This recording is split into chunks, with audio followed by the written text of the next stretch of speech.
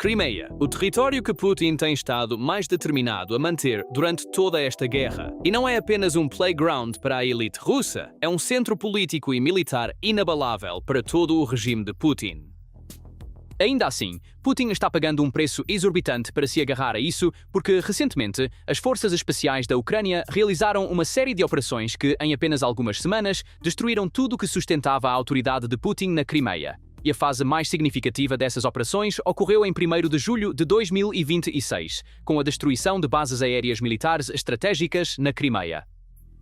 Quase uma dúzia de caças e bombardeiros foram neutralizados nas bases de Saki e Belbek, e isso mudará muitas coisas porque, como uma península, essa peça estratégica de terra dependia inteiramente da eficácia de seu poder aéreo.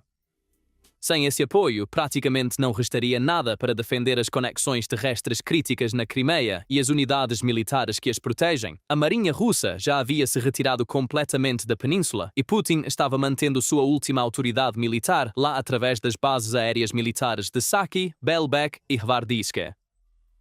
Aviões táticos russos decolaram dessas bases para lançar mísseis e bombas sobre a Ucrânia e fornecer apoio aéreo às forças russas na frente sul. No entanto, no verão de 2026, as forças especiais da Ucrânia, incluindo a unidade Alfa do SBU, o batalhão Spartan do 42º Regimento e o batalhão de drones Azov, entre várias outras unidades de drones de elite, estão tecendo um cerco, desmantelando tudo que sustenta a autoridade de Putin na Crimeia, suas ligações terrestres, marítimas e ferroviárias, sua frota, seu combustível, sua rede elétrica, tudo isso sem que um único soldado pise no chão. Então, como a Ucrânia neutralizou uma das penínsulas mais fortificadas do mundo sem enviar um único soldado? Vamos desvendar passo a passo. Mas primeiro, um pequeno pedido. Análises independentes de guerra e tecnologia como esta estão sendo cada vez mais limitadas pelo algoritmo, e este vídeo não está alcançando muitas das pessoas que gostariam de vê-lo. Inscrever-se, curtir e deixar até mesmo uma única palavra nos comentários nos ajuda a romper essa supressão. Leva apenas alguns segundos. Sob o teto de aço de um hangar, um caça Su-30SM explodiu em chamas. O que o atingiu não foi um míssil de cruzeiro, nem um avião de guerra, mas um pequeno drone ucraniano que atravessou a noite e percorreu centenas de quilómetros. Um jato avaliado entre 30 a 50 milhões de dólares reduzido a cinzas enquanto estacionado por uma máquina que custa alguns milhares e não terminou com um único jato. O golpe veio em duas ondas. A primeira em 24 de junho, a unidade de elite Alfa do SBU atingiu 4 hangares em Saki com 5 acertos confirmados. Esses hangares abrigavam caças Su-30 e Su-30SM. Uma semana depois, em 1º de julho, a segunda onda atingiu, desta vez, 7 hangares, contendo não apenas Su-30SMs e Su-30Rs, mas bombardeiros de linha de frente Su-24, com pelo menos 7 aeronaves destruídas ou danificadas. Naquela mesma noite, mais 2 hangares no campo de aviação de Hvardisk, um depósito de drones Shahed, foram nivelados. O próprio ninho dos Shaheds que atacam cidades ucranianas à noite caiu na mesma rede. Tudo isso faz parte de uma operação de influência de 40 dias que Zelensky aprovou em 25 de junho para forçar a Rússia a negociar. Saki é a casa de 43º Regimento Independente de Aviação de Ataque Naval da Marinha Russa. Imagens de satélite confirmaram o dano. 6 dos 7 abrigos reforçados danificados, 4 com suas portas completamente arrancadas. A economia dessa troca é um pesadelo para a Rússia. De um lado, um drone construído em campo custando alguns milhares de dólares. Por outro lado, um avião de guerra que vale de 30 a 50 milhões e leva anos para ser construído, e esses ataques não são acidentais. Para um drone saber qual hangar abriga qual jato em todo um campo de aviação, é necessário ter inteligência profunda e atual. Primeiro, o hangar certo é identificado, depois o drone é direcionado para o ponto exato sob aquele teto de aço. Aqui, um detalhe revela a direção de toda a guerra. As forças aéreas modernas abrigam suas aeronaves em bunkers reforçados e resistentes a explosões. Historicamente, a Rússia mantém seus aviões em pistas abertas ou em hangares não blindados espalhados por seu vasto território. Essa geografia interminável era seu escudo. Em uma guerra onde drones alcançam centenas de quilômetros, esse escudo se rompeu. Nas próprias palavras do SBU, nenhum hangar ou depósito pode proteger mais o inimigo. O serviço os alcança em qualquer lugar. Essas bases não foram uma escolha aleatória. Saki e Hvardisk eram a espinha dorsal do poder aéreo russo na Crimeia. Jatos táticos russos decolaram daqui para lançar mísseis e bombas na Ucrânia e para dar cobertura aérea aos agrupamentos russos na frente sul. Considere o que foi perdido. O Su-30SM é um caça de ataque multifuncional, relativamente moderno. O Su-24 é um bombardeiro clássico de linha de frente, um cavalo de batalha que transporta bombas para posições ucranianas. Queimar esses jatos em seus hangares corta, na fonte, tanto a capacidade da Rússia de atacar a Ucrânia, quanto sua capacidade de manter o Sul. E isso não é apenas uma noite ruim isolada. Saki foi atingida 2 vezes em pouco tempo, e as outras bases estão sob a mesma pressão. O poder aéreo tático da Rússia na península está sendo derretido, não com um único golpe, mas hangar por hangar, uma erosão lenta que causa danos muito mais duradouros do que qualquer explosão espetacular, e não terminou com Saki. Nos últimos dias de junho, na base aérea de Belbek, nas proximidades, outro jato russo, um MiG-29, foi destruído por um drone. O mesmo ataque também destruiu um veículo de lançamento que atendia à aeronave. Nos primeiros dias de julho, mais de 40 subestações de distribuição de energia em toda a Crimeia foram atingidas. Com drones kamikaze FP2 com ogivas pesadas, 16 subestações foram atingidas em apenas 48 horas, e mais de 30 em poucos dias, deixando grande parte da península vivendo com energia programada de 8 a 10 horas por dia.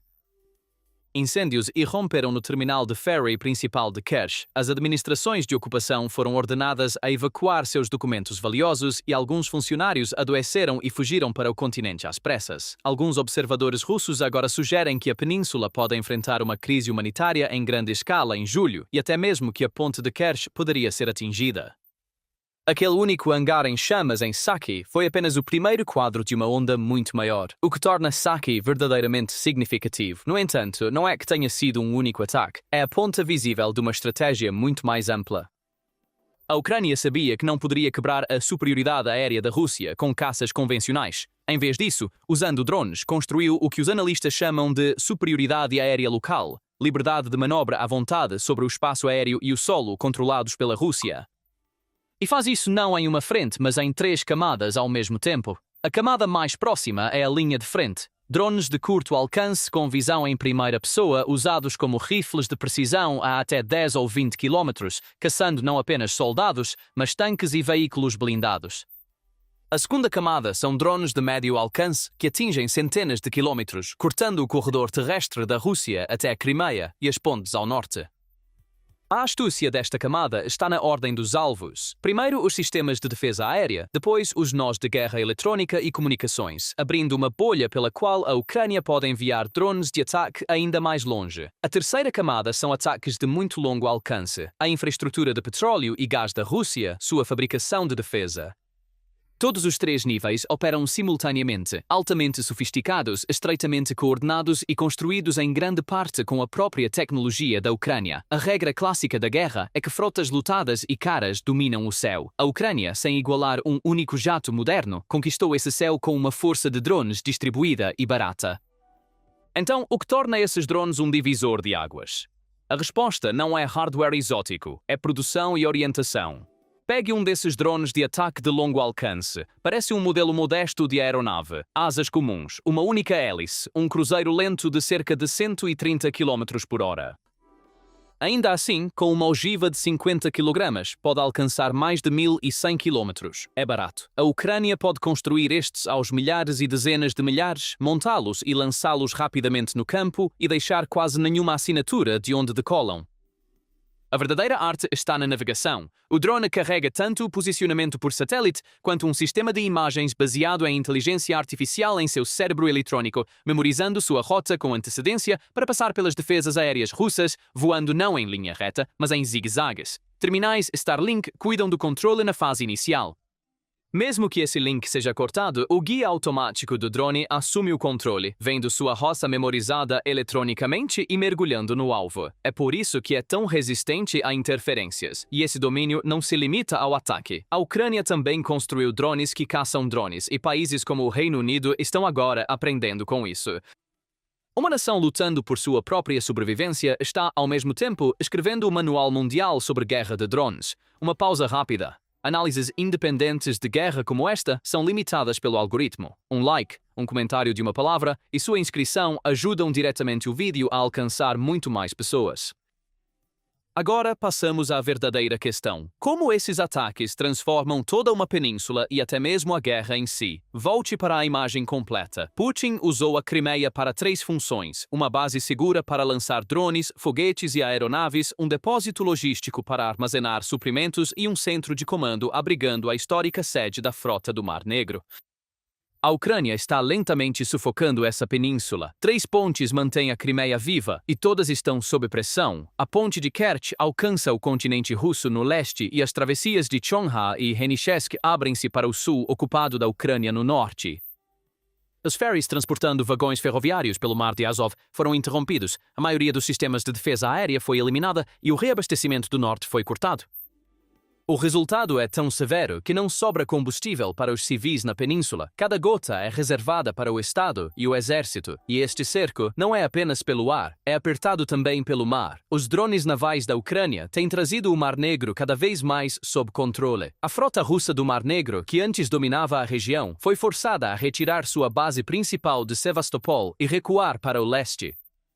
Enquanto drones aéreos queimam jatos em seus hangares, drones marítimos selam o portão marítimo da península, um aperto fechando de 2 lados ao mesmo tempo, ambos sem pilotos, sem navios tripulados. A Ucrânia sabe que não pode retomar a Crimeia com um desembarque ao estilo da Normandia, então faz um cerco com drones.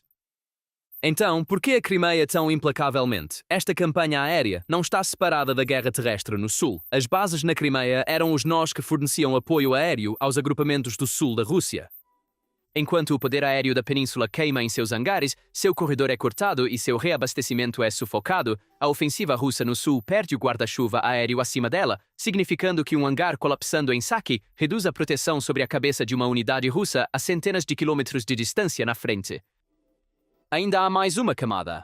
A Crimeia está no centro da psique de Putin. Segundo alguns relatos, ele passou sua lua de mel lá. Os oligarcas passam férias lá e possuem propriedades ao longo de sua costa. A Crimeia era o playground dos ricos de Moscou e São Petersburgo. Atacar a Crimeia, então, é atingir o centro de gravidade de Putin, um golpe psicológico direcionado a ele pessoalmente. Por outro lado, para os ucranianos, isso é uma questão de soberania e identidade. A ideia de reconquistar uma Ucrânia sem a Crimeia é a própria vontade que mantém este país lutando. Então, isso muda o curso da guerra.